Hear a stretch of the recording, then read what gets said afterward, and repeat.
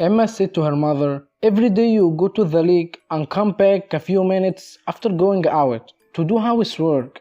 Then you go again to the lake and come back at 9 every night. And you ask the same questions. Who prepared the food? Who cleaned the house? Who was outside? Who woke up among you and came to my room at night?" Jack added sarcastically, "Mom, try not to go to the lake today. Maybe your condition will improve. Who knows? Maybe this lake is enchanted or haunted. It's although possible that a ghost or an alien object has taken over your body and he is doing all this. What a stupid person who get tired himself like this." The mother interrupted him saying, "Stop this rubbish and go back to your games and don't talk such nonsense again in front of your little brothers." "Don't get angry. I was just kidding with you." "Well, maybe you're right. I'll do your advice. I won't go to the lake today. But where did your father go?" "If you don't go to the lake, then another person must go there as a substitute for you. The ghost summoned him to seize his body, so that he could enter the house through him. You know, maybe this house was his house in the past." And before Jack had finished speaking, the father had come back. He heard what his son had said, and he interrupted him saying, "Shut up, idiot. I went swimming and finishing, and here I am. I am back, so there is no need to say these superstitions that the mind of a child doesn't believe in." Well, don't get angry like that. Isn't allowed to joke in this house?" "Oh, by the way, Camellia, never go to the lake by yourself again." Camellia said, "I didn't go." "No need to lie. I won't punish you. But tell me, why did you run when I saw you?" "Papa, I swear to you, I didn't go there." "I said don't lie, 'cause I saw you there, and you were wearing the pink dress that you wore at your aunt's wedding." "What are you saying?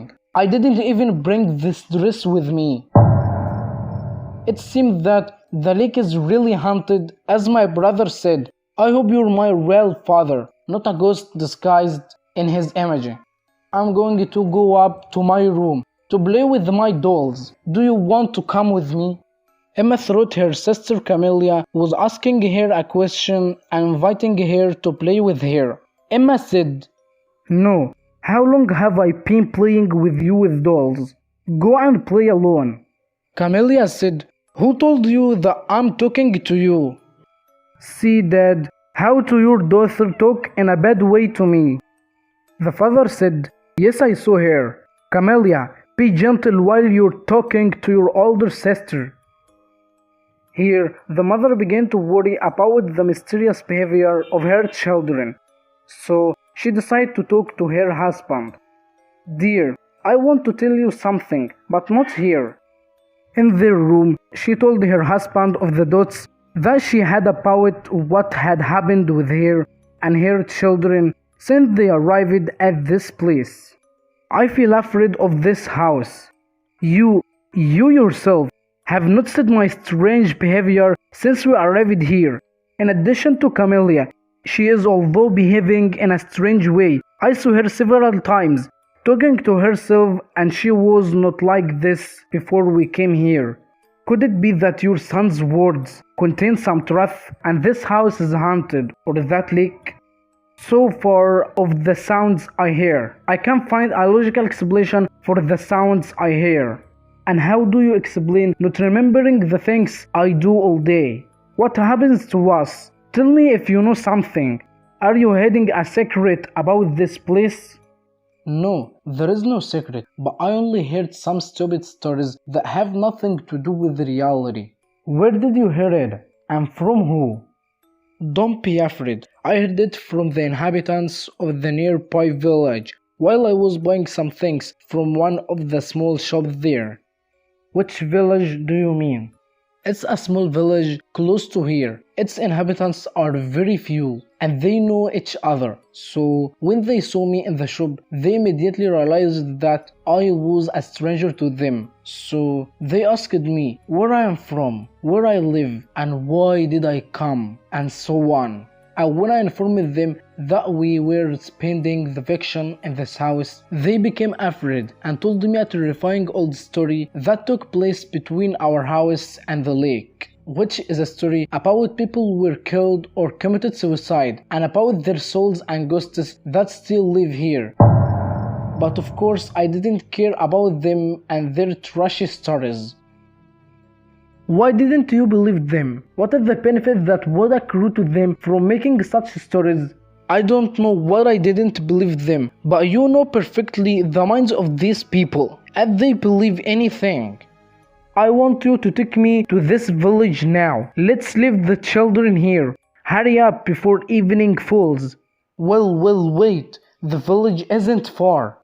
In the car, she asked her husband to tell her what he had heard from the village people's stories about the house and the lake. He replied her saying, I don't remember all of the stories, but what I do remember is a story about a child who drowned in the lake after her mother left her alone. And there are those who say that the mother killed her daughter. Why did she kill her? Didn't they tell you?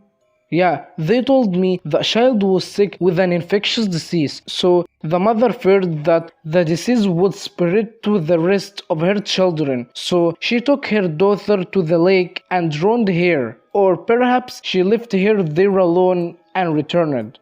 They claim that whoever goes to the lake at night will hear the child's voice calling her mother. What? Heard her voice? Could it be that the child's voice that I heard when I was late in the forest was her voice? Continue. The strange thing is that they weren't able to find the body of the child. So, how did they know that she sank? They said that the mother came back from the forest and she was screaming and saying that her daughter drowned in the lake because she left her alone there. So everyone went there and searched the lake, but they didn't go down to the bottom because the lake is deep, and they didn't try to contact the police because, as you know, the villagers don't prefer dealing with the authorities. Didn't her body appear on the surface of the water after her death? This is a strange thing. No, the strange thing is that after the death of the child, the mother became crazy and almost drowned out the rest of her children, and one day she left the house and didn't come back again. Is she missing until now? Didn't they find her or anything to guide them? No, but they say that she drowned in the lake too, because her husband told them that she used to go to the lake every morning, stay there all day, and return at night. The accident of her drowning puzzled the inhabitants of the village because she was good at swimming, so it's difficult to her to drown unless she wanted to commit suicide or if someone killed her. To be honest, I think this girl that I saw near the lake and thought it was our daughter Camellia was a ghost. But I tried to convince myself that she wasn't like that by forcing our daughter to admit that she was the one who I saw there. Oh, I think we got close to the village. I see it in front of us. It's very old and scary. Let's go to the shop where I heard that stories. The village was completely different from the first time he visited Ed.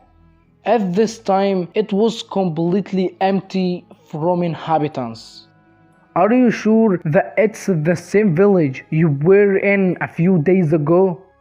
Yes, I am sure. But when did the people disappear like this? They disappeared more than 50 years ago. But how did you know? Haven't you seen this sign before? That says the village was evacuated from the pollution in 1963 due to the spread of some toxic gases that were emitted from the ground. So, who were I talking with and the thing that I bought? How is that? I don't understand anything. Tell me what's going on. Believe me, this is what I want to know. Let's go back to the house because I'm worried about the children.